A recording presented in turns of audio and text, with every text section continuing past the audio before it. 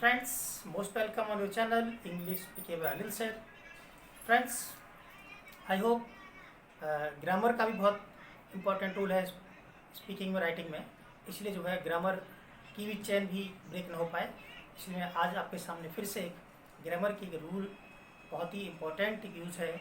As long as, जिस प्रकार से हम लोग अनटिल का यूज़ पढ़े थे, तो अनटिल में से सेंटेंस आते मैं एग्जाम्पल से बता दूँ कि जब तक मैं नहीं आऊँगा तब तक आपको नहीं जाना चाहिए, या जब तक वह नहीं सोया तब तक मैं पढ़ता रहा। तो देखिए अनटिल में जब तक नहीं, जो अब हम आज यूज की बात कर रहे हैं, उसमें क्या है कि दोनों सेंटेंस, जो पहला सेंटेंस होता है वो अफर्मेटिव होता है, जिसमें अब यहाँ सेंटेंस क्या पढ़ाऊँगा कि जब तक मैं यहाँ पर हूँ तब तक मैं आपकी सहायता करूँगा, जब तक मैं पढ़ रहा हूँ तब तक आपको पढ़ते रहना चाहिए, कि जब तक वह आएगा तब तक मैं उसका वेट करूँगा, जब तक वह आपसे बात करेगा तब तक मैं ये काम करूँगा। तो देखिए हम समझ रहे दोनों सेंटेंस में कि वो सेंटेंस हमारे वहाँ पर पहले में नेगेटिव आ रहा था, इसमें वो सेंटेंस में अफर्मेटिव आ रहा है। तो यही हमें दोनों सेंटेंस में डिफरेंस करना है, तो यही सेंटेंस आज हम लोग प्रैक्टिस कभी करेंगे। तो फ्रेंड्स, यह चैनल फर्स्ट डे है तो please subscribe channel, like, share और बेल आइकन बटन दबाना ना भूलिए। तो फ्रेंड्स शुरू करते हैं। तो जो यूज़ है वो एज लॉन्ग एज सेंटेंस, दोनों सेंटेंस यहाँ पे जो आते हैं एज लॉन्ग एज में सेंटेंस टेंस अकॉर्डिंग आएंगे। As long as first sentence according tense, मतलब टेंस के अनुसार जो भी टेंस हमारा होगा उसके टेंस को यूज करेंगे। फिर तब तक के लिए आप कॉमा यूज करते हैं, सेकंड सेंटेंस जो आएगा वो भी हमारा टेंस के अकॉर्डिंग ही आएगा। सेंटेंस कैसे होंगे? दोनों सेंटेंस में जब तक पॉजिटिव और तब तक के बाद में दूसरा सेंटेंस हमारा कोई भी हो सकता है, वो निगेटिव हो सकता है, बट कंडीशन क्या है, जो पहला सेंटेंस होगा ये हमेशा अफर्मेटिव ही होगा, ये निश्चित है। अगर जहाँ पर निगेटिव हो जाएगा फिर उसके लिए आपको ऑप्शन अनटिल का पहले मैं बताया, तो आपको अनटिल का यूज़ करेंगे। तो एग्जाम्पल है कि जब तक मैं यहाँ पर हूँ, तो जब तक मैं यहाँ पर हूँ का मतलब जब तक मैं यहाँ पर मौजूद हूँ, ये सेंस होता है यहाँ पर। तो एज लॉन्ग एज मैं यहाँ पर मौजूद हूँ means I am present here, I am present here, तब तक के लिए हम लोग यहाँ पर कॉमा यूज़ करते हैं। ठीक है, कोई गलती से कनेक्शन देन या हमें कुछ यूज नहीं करना, हमारा गलत होगा। मैं आपकी सहायता करूँगा, फ्यूचर इंडेफिनिट है तो आई विल हेल्प यू। देखिए हम लोग बिल्कुल शॉर्ट में ऐसे ही लिखते हैं, आई शैल, वी शैल या यू विल, ही विल, यही हमारा पैटर्न लिखने का है। ठीक है, फ्यूचर इंडेफिनिट टेंस में हमने ये बात बहुत अच्छे से बताई है, तो आई विल हेल्प यू। ठीक है, सेंटेंस कुछ ऐसे और भी होंगे अभी, जैसे सेंटेंस है जब तक आप सोएंगे, जब तक आप सोएंगे तब तक वह पढ़ाई करेगा। देखिए जब तक आप सोएंगे, जब तक तब तक सेंटेंस हमारा है, जब तक वाला सेंटेंस हमारा अफर्मेटिव है, इसका मतलब हम पे एज लॉन्ग एज का यूज़ करेंगे।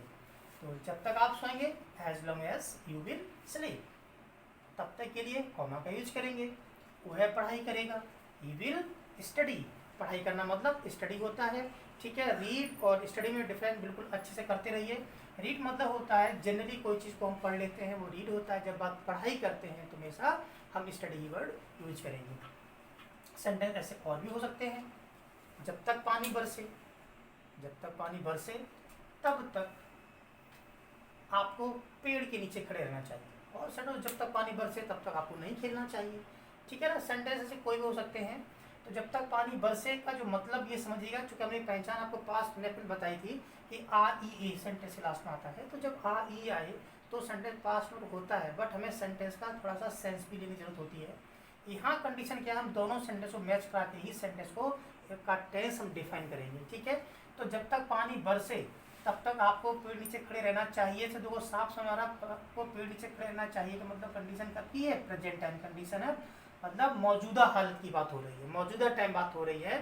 तो इसका मतलब होता है या सेंस होगा, जब तक पानी बरसता है तब तक आपको पेड़ नीचे खड़े रहना चाहिए। तो आप जो बिल्कुल क्लियर हो रहे होंगे कि अभी आप कहीं पानी बरस रहा हो, आप जो सजेस्ट कर रहे हो कि जब तक पानी बरसे तब तक आप पेड़ नीचे खड़े रहना चाहिए या आपको वहाँ से नहीं आना चाहिए। तो सेंस क्या है कि जब तक पानी बरसता है तब तक आप पेड़ नीचे खड़े रहना ही चाहिए। तो ध्यान देना, हम लोग अक्सर सेंटेंस बोलते हैं कि जब तक वह बोले तब तक आपको सुनना चाहिए, जब तक वह समझाए तब तक आपको उसका ध्यान सुनना चाहिए। तो समझाए बरसे का मतलब ये तुरंत ऐसा मत कर लीजिए गलती से कि तुरंत आप पास्ट इंडेफिनिट डिफाइन कर दें। ठीक है, हम एक कंडीशन देखते हैं, लास्ट सेंटेंस लास्ट में आर ई आता है। ठीक है, पास्ट में होता है, बट सेंटेंस की कुछ भाव होता है, जब तक सेंटेंस का भाव नहीं समझेंगे तो सेंटेंस हमारे गलत होने के चांस होते हैं। इसलिए लैंग्वेज है, लैंग्वेज में हमें सेंस लेना बहुत जरूरी है। तो जब तक पानी बरसे मीन्स जब तक पानी बरसता है, ठीक है। तो एज लॉन्ग एज टेंस कौन सा है, पानी बरसता है, प्रेजेंट इंडेफिनिट टेंस। तो पानी या मौसम के लिए हमने आपको इट का यूज पूरा पढ़ाया है, जिसमें आपको पूरे मौसम संबंध जानकारी दी है। जहाँ सब्जेक्ट नहीं होता है, मौसम अगर का यूज करते हैं तो हम इट का यूज करते हैं। तो as long as it rains, मतलब जब पानी बरसता है तब तक ही हम लोग कॉमा का यूज करेंगे।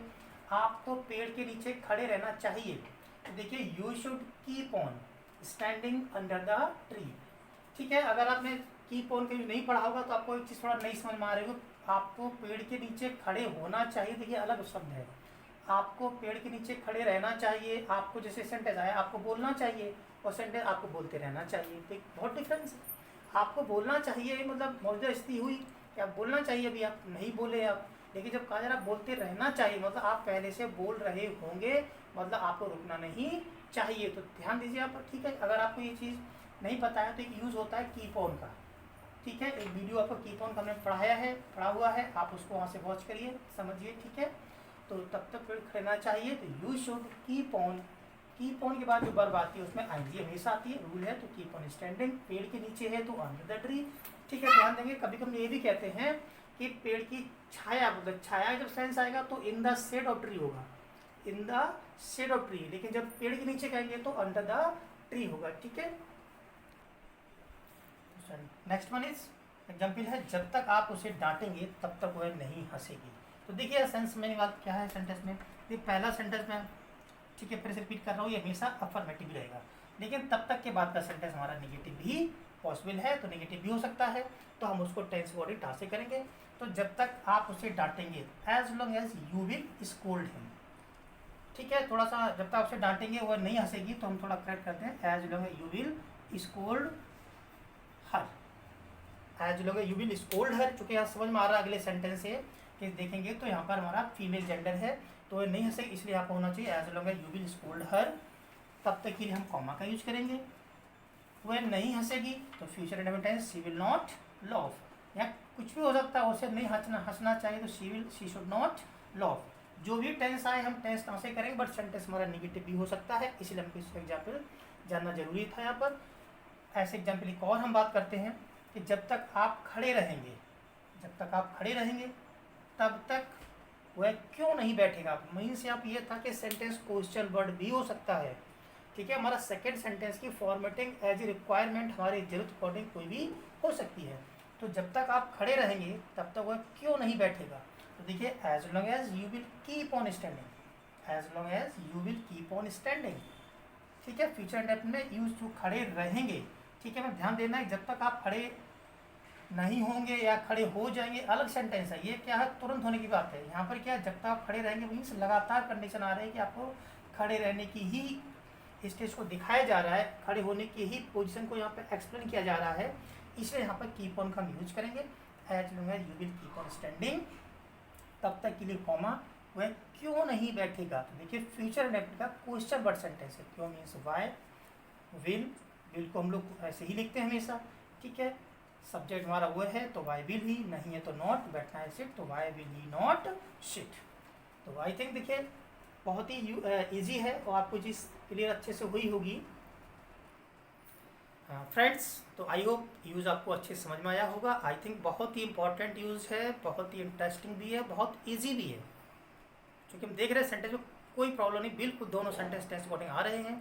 तो प्लीज़ इसकी की प्रैक्टिस प्रॉपरली, और please I always wait your comment, please comment करना ना भूलिए। Thanks for watching video.